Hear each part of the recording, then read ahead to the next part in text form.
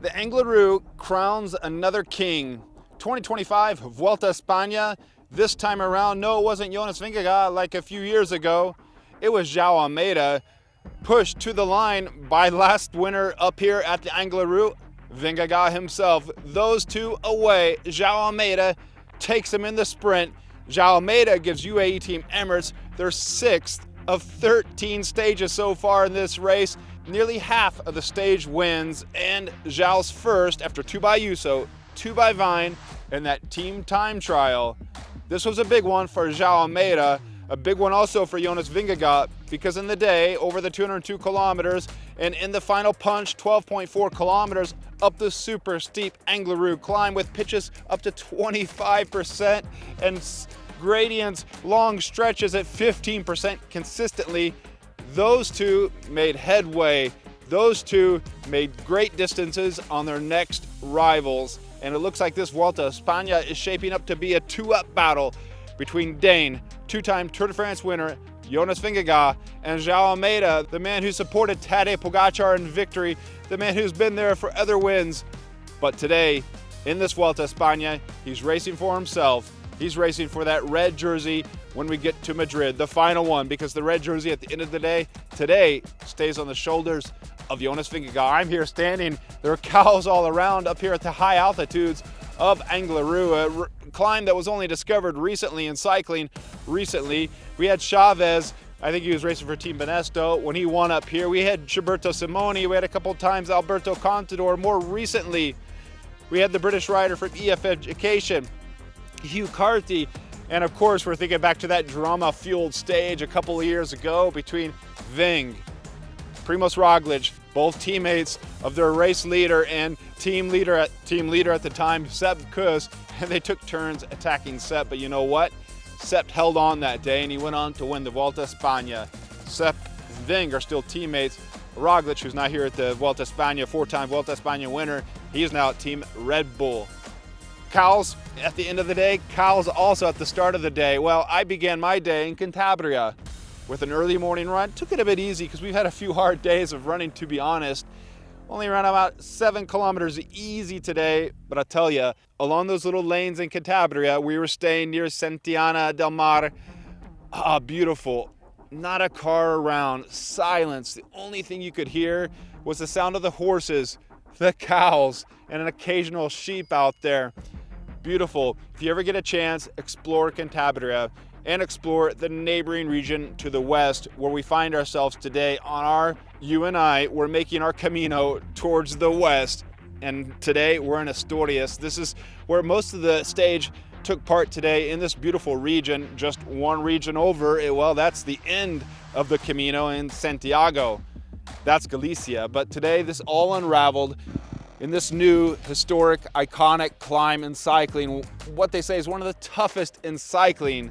Although, speaking of Jack Haig at the finish, he would say that goes over to the Col de la Loze. Jury's out on that, Jack. We'll let you know.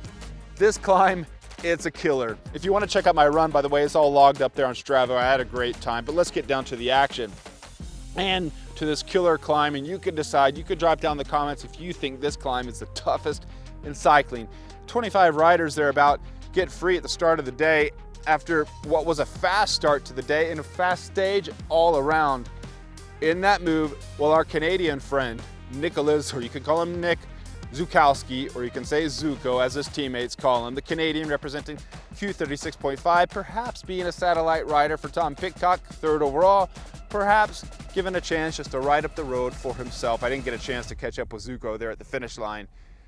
Also in that move, a few different heavy hitters. Satellite rider for João Almeida, Ivo Oliveira, Portuguese champion, fellow Portuguese rider with João Almeida.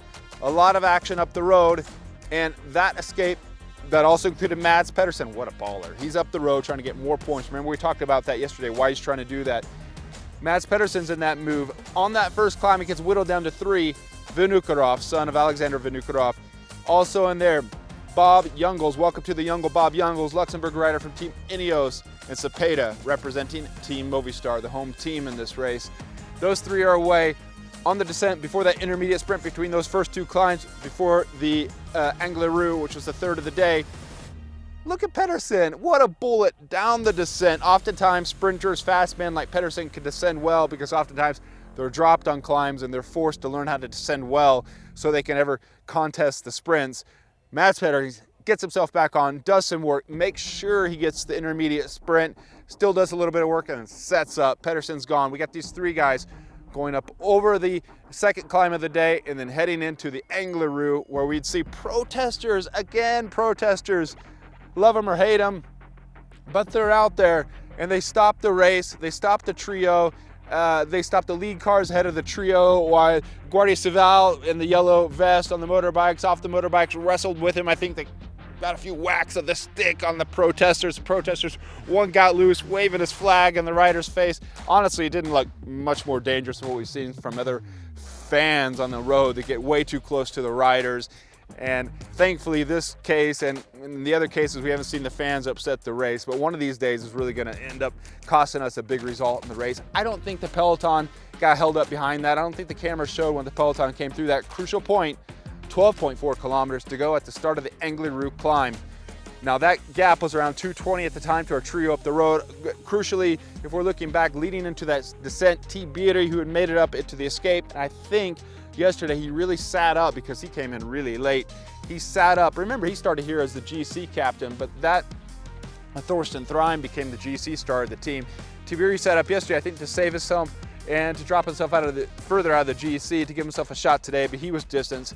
Going down that descent, he lost control, he crashed. And did you see earlier in the day when the dog ran out on the road, pulling a chair? I think the dog had been tied up with a leash to the chair, or as one of my British colleagues like to call it, or I guess they call it in Great Britain, a lead to the chair, and he ran out on the road. Thankfully that didn't result in an incident. I'm sure it's going to set the internet on fire. Who doesn't love a little dog story? Remember back in the day when Gilbert nearly punched the dog owner because the dog caused an incident with Gilbert when he was riding with Team BMC and Zhang Long was holding back Gilbert?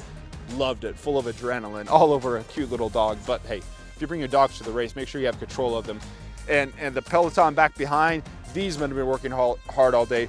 Q36.5, UAE Team Emirates. Am I missing any team? Drop down in the comments. Brain's a little bit fried for too much of that Ribeiro wine last night. Damn good wine if you ever get some. I think that was a little bit on the cheaper side. I have a little bit of a wine headache this morning. They kept the group in check, just as you should keep your dog under control. They kept the escape in control, and that trio, well, and eventually we'd see it whittle down. Cepeda would drop off, Vino would drop off. All we'd have left is Welcome to the Bob Jungles up the road. He would eventually get caught, and what we expected all day was going to be a GC battle throwdown, and the GC men did throw down. It was really a race where we saw the riders drifting off the back. Attrition, they're drifting off the back slowly, because these steep climbs, as I mentioned, we're getting 25% ramps up there. And if you ever tried riding a 25% ramp, it's hard stuff. Mass gradient, mass sections of 15% at some point. So we start to see riders slowly start to come off. Matthew Riccatello came off. Tom Pidcock came off. Juan Ayuso, stage winner yesterday, bless his heart. Cost himself energy, perhaps cost UAE Team Emirates a teammate for João Almeida in the battle. He was off the pack even right before the start of the climb, wherever. He was not there to help out João Almeida. Pidcock eventually is gapped, and he's drifting back to a group that included Gal and Riccatello, and I think at one point he was drifting off to that group, but he fought himself back. Tom Pidcock, mountain bike star champion, cross star champion, fought himself back to that group, really showed a lot of grit today and maintained his third overall, because I think we got Pellizzari in the white jersey, the Italian from Team Red Bull. We got Felix Gal, the Austrian from Decathlon AG2 R Le Mondial, all fighting for that podium spot, because hey, the 1-2 looks kind of locked up if you're looking at it. Sepp Kuss up the road. He was there, last rider to be a supporting rider for team leader. Jonas Vingegaard was well supported today. Jorgensen was dropped off. Sepp was there, Sepp was there. At some point, he starts to drift off, and I kind of wonder if it was a tactic to drift off, because Jai Hindley was sitting on his wheel to drift off and force Jai to jump around, but in this case, Jai didn't have anything to jump around. Both of them drift back, and then Jai, of course, is forced to work in that group behind Ving and Almeida up the road, and Jai all day was pumping up there trying to work. 2022, correct me if I'm wrong, Giro d'Italia winner Jai Hindley, the Australian from Perth, he does maintain a little bit of advantage.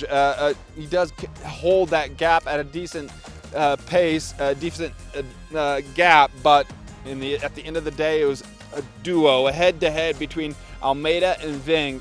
Just what cycling fans want to see. The two top dogs in the race going head-to-head, although I'd like to see Tom Pidcock in there, going head-to-head, heading up to the finish line.